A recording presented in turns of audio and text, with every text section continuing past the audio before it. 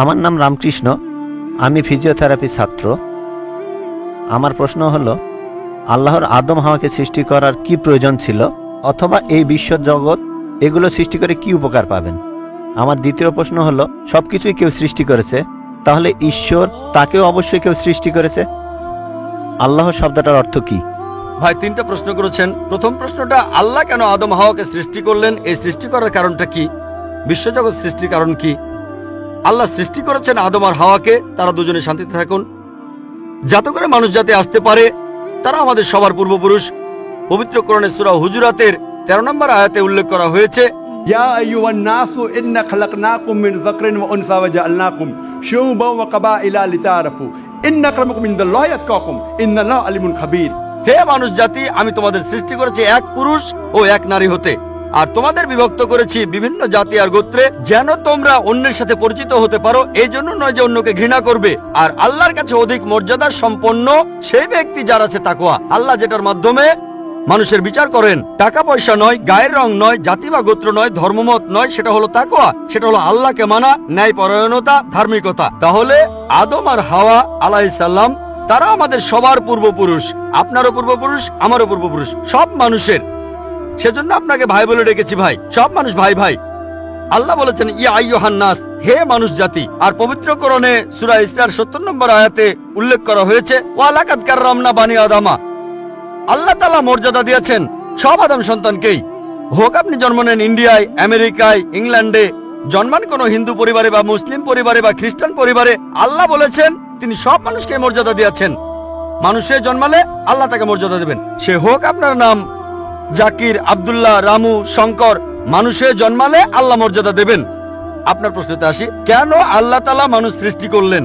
আল্লাহ মানুষ সৃষ্টি করেছেন কারণ আল্লাহ বলেছেন মানুষ হলো আল্লাহ সৃষ্টির মধ্যে সেরা। আল্লাহ তাআলা অন্য যা কিছু সৃষ্টি করেছেন তা আল্লাহকে মানে। ফেরেশতা সৃষ্টি করেছেন, আল্লাহ যে আদেশই দেন ফেরেশতাগণ সে আদেশ পালন করেন, তাদের নিজস্ব ইচ্ছা নেই। মানুষ হলো আল্লাহ তাআলার এমন এক সৃষ্টি যার নিজের ইচ্ছা আছে। আমরা তার কথা মানতেও পারি, নাও মানতে পারি। তাই আল্লাহ আমাদের সৃষ্টি করেছেন, আমরা হলাম তার সৃষ্টির সেরা, আশরাফুল মাখলুকাত। তবে আমরা আল্লাহ তাআলার কথা মানতে পারি, নাও মানতে পারি। যদি আল্লাহর আদেশ মানেন তাহলে জান্নাতে যেতে পারবেন, তাহলে বেহেশতে যাবেন, স্বর্গে যেতে পারবেন। যদি আদেশ না মানেন তাহলে জাহান্নামে যাবেন, দোজখে যাবেন। তাহলে এই জীবনটা পরকালের জন্য পরীক্ষা। পবিত্র কোরআনে সূরা মুলকে 2 নম্বর আয়াতে উল্লেখ করা হয়েছে, আল্লাযী খালাকাল মাউতা ওয়া হায়াতা। আল্লাহ তাআলা সৃষ্টি করেছেন জীবন ও মৃত্যু তোমাদের পরীক্ষা করার জন্য। তাহলে এই জীবনটা হলো পরকালের জন্য পরীক্ষা। তাহলে আল্লাহ মানুষ সৃষ্টি করেছেন। আর আল্লাহ বলেছেন সূরা জারিয়াতের 56 নম্বর আয়াতে উল্লেখ করা হয়েছে, ওয়ামা খালাকতুল জিন্না ওয়াল ইনসা ইল্লা লিয়াবুদুন। আমি সৃষ্টি করেছি জিন ও মানুষকে যেন তারা আমার ইবাদত করে। তাই আমাদের উচিত আল্লাহ তাআলার আদেশ নিষেধগুলো মেনে চলা। তাহলে আমরা আল্লাহ সুবহানাহু ওয়া তাআলার অন্যরকম সৃষ্টি যার নিজস্ব ইচ্ছা আছে। আমরা আল্লাহ তাআলার আদেশ মানতে পারি, আবার নাও মানতে পারি। অন্যান্য সকল সৃষ্টি যেমন তারা, গাছ, পাহাড়, পবিত্র কোরআন বলছে তারা আল্লাহ তাআলাকে সেজদা করে, তার সামনে নতজানু হয়, আল্লাহকে মানে। আমাদের স্বাধীন ইচ্ছা আছে, আল্লাহ আমাদের এই স্বাধীন ইচ্ছা দিয়েছেন। এই স্বাধীন ইচ্ছা নিয়ে যদি আল্লাহকে মানেন, আপনি তাহলে ফেরেশতাদের উপরে চলে যাবেন। আর যদি আল্লাহ তাআলাকে না মানেন, তখন হবেন শয়তানের সহযোগী। আল্লাহ আমাদের সৃষ্টি করেছেন পরকালের পরীক্ষার জন্য। আপনার দ্বিতীয় প্রশ্নে আসি, সবকিছুর একটা স্রষ্টা আছে, আল্লাহকে বানিয়েছে কে? যদি কেউ বলে সবকিছুরই একটা স্রষ্টা আছে, কথাটা ঠিক নয়। সব সৃষ্ট জিনিসের স্রষ্টা আছে। আল্লাহ তাআলার সংজ্ঞা হচ্ছে তাকে কেউ সৃষ্টি করেনি। যখনই বলবেন কে আল্লাহকে বানিয়েছে, সে আল্লাহ নয়। আল্লাহ তাআলার সংজ্ঞা হচ্ছে তিনি সৃষ্টি হননি। ধরেন এক লোক আপনাকে বলল যে ভাই, আমার বন্ধু জন, সে হাসপাতালে ভর্তি হয়েছে, সে একটা বাচ্চার জন্ম দিয়েছে। বলতে পারবেন এই বাচ্চাটা ছেলে না মেয়ে? বলতে পারবেন? চেষ্টা করেন, দেখেন। পারবেন না কেন? ছেলে না মেয়ে? হ্যাঁ না। ধরেন ভাই জন, সে হাসপাতালে ভর্তি হয়েছে, সে একটা বাচ্চার জন্ম দিল। এই বাচ্চাটা ছেলে না মেয়ে? আপনি বলতে পারবেন? না না। 50% চান্স ছেলে না মেয়ে। লোকজন সবাই হাসছে কেন? বলতে পারবেন? পারবেন না কেন? যে উত্তরই বলেন সেটা কি ঠিক হবে? চেষ্টা করে দেখেন, যে বাচ্চাটা জন্মালো সে কি ছেলে না মেয়ে?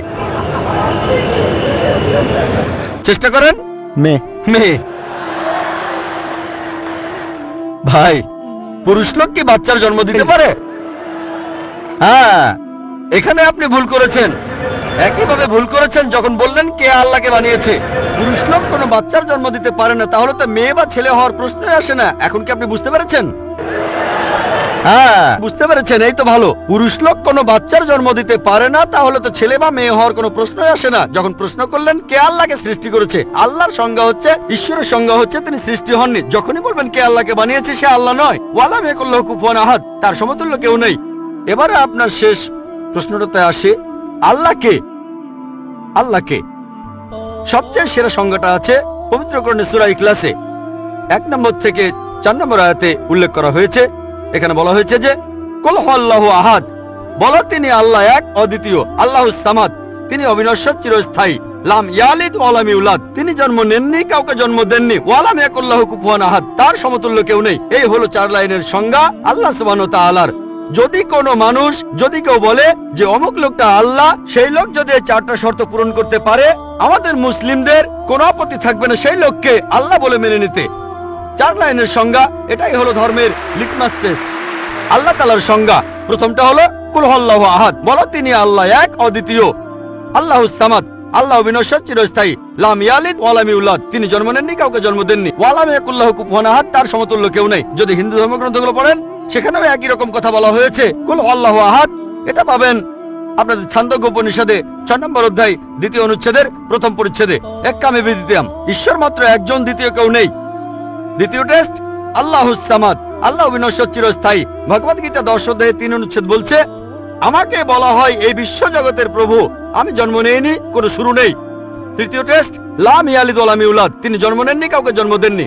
আর শ্বেতাক্ষেত্র উপনিষদে আছে 6 নম্বর অধ্যায়ের 9 অনুচ্ছেদে, নাচাই সাকাসিজ জানিতা নাচা দীপা, ঈশ্বরের কোনো প্রভু নেই, তার কোনো বাবা মা নেই। মহান ঈশ্বরের কোনো বাবা নেই, তার কোনো মা নেই।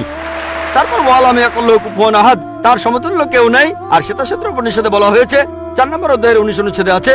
এছাড়াও যজুর্বেদ 32 অধ্যায়ের 3 অনুচ্ছেদে বলা হয়েছে, নাতাস্তি প্রতিমা আস্তি, মহান ঈশ্বরের কোনো প্রতিমা নেই, কোনো মূর্তি নেই, কোনো ছবি নেই, কোনো ফটোগ্রাফ নেই, কোনো ভাস্কর্য নেই। এটা কে বলেছে? যজুর্বেদ 32 অধ্যায় 3য় অনুচ্ছেদ বলেছে একই কথা, ওয়ালাম ইয়াকুল্লাহু কুফুয়ান আহাদ।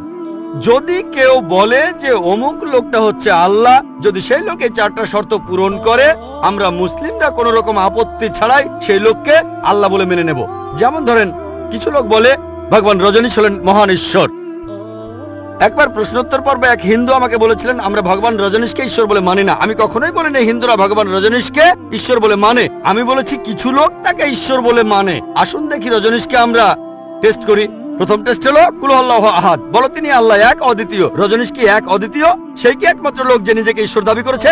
এরকম অনেক মানুষই ছিল, আর এই দেশে হাজার হাজার লোক নিজেকে ঈশ্বর দাবি করেছে। রজনীশ একমাত্র নয়। তবে রজনীশ ভক্তরা বলে না না, উনি একটু আলাদা। এবারে পরের টেস্টে দেখি। আল্লাহুস সামাদ, আল্লাহ অবিনশ্বর, চিরস্থায়ী। রজনীশ কি অবিনশ্বর, চিরস্থায়ী? আমরা তার জীবনী থেকে জানি, তার আত্মজীবনী থেকে। রজনীশ ভুগছিলেন অ্যাজমা, ডায়াবেটিস আর পিঠের ব্যথায়। চিন্তা করেন, মহান ঈশ্বরের হয়েছে অ্যাজমা, ডায়াবেটিস, পিঠের ব্যথা। তৃতীয় টেস্ট লাম ইয়ালিদ ওয়া লাম ইউলাদ, তিনি জন্ম নেননি, কাউকে জন্ম দেননি। ভগবান রজনীশ জন্মেছিলেন মধ্যপ্রদেশে, তার বাবা মাও ছিলেন। 1981 সালে তিনি আমেরিকায় গেলেন, ইউএসএ। তখন হাজারো আমেরিকান তার ভক্ত হয়ে গেল। তারপর আমেরিকার অরিগন প্রদেশে তিনি বানালেন একটা সেন্টার, আর তার নাম দিলেন রজনীশপুরম, তার গ্রাম। পরবর্তীতে আমেরিকান সরকার তাকে অ্যারেস্ট করে কারাবন্দী করে রাখলো। রজনীশ বলতো যে আমেরিকান সরকার তাকে স্লো পয়জনিং করেছে। চিন্তা করেন, মহান ঈশ্বরকে স্লো পয়জনিং করা হয়েছে। 1985 সালে আমেরিকান সরকার তাকে বের করে দিলে সে ইন্ডিয়ায় চলে আসে। তারপর এখানে পুনায় সে আরেকটা সেন্টার খুললো, আর তার নাম দেওয়া হলো ওশো কমিউন।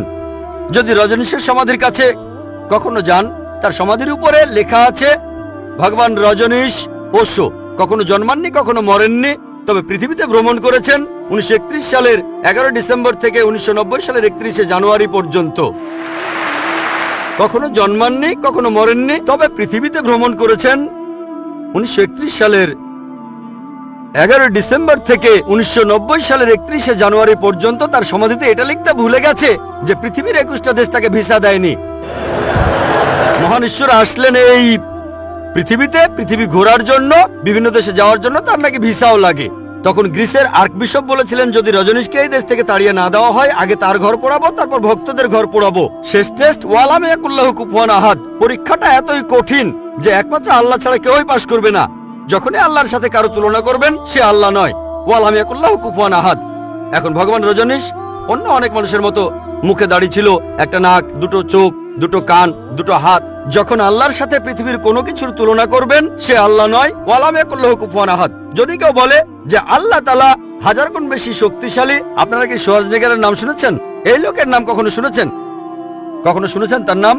এই লোক একটা সময় ছিল মিস্টার ওয়ার্ল্ড, মিস্টার ইউনিভার্স, পৃথিবীর সবচেয়ে শক্তিশালী লোক, বিশ্বজগতের সবচেয়ে শক্তিশালী লোক। যখনই আল্লাহকে তুলনা করবেন কোনো কিছুর সাথে, হোক সেটা আর্নল্ড শোয়াজনেগার, হোক সেটা দারা সিং, হোক সেটা কিং কং, হোক সেটা 1000 গুণ বা লক্ষ গুণ, যখনই আল্লাহর সাথে পৃথিবীর কোনো কিছুর তুলনা করবেন, সে আল্লাহ নয়। ওয়ালাম ইয়াকুল্লাহু কুফুয়ান আহাদ। তার সমতুল্য কেউ নাই। তাহলে এই হলো 4 লাইনের সংজ্ঞা আল্লাহ সুবহানাহু ওয়া তাআলার পবিত্র কোরআনে আছে। আপনি যে ঈশ্বরের পূজা করছেন, ভাই, সেই ঈশ্বরকে সূরা ইখলাস দিয়ে টেস্ট করুন। যদি তিনি পাশ করেন, তাহলে সত্যিকারের ঈশ্বর, তা না হলে নকল ঈশ্বর।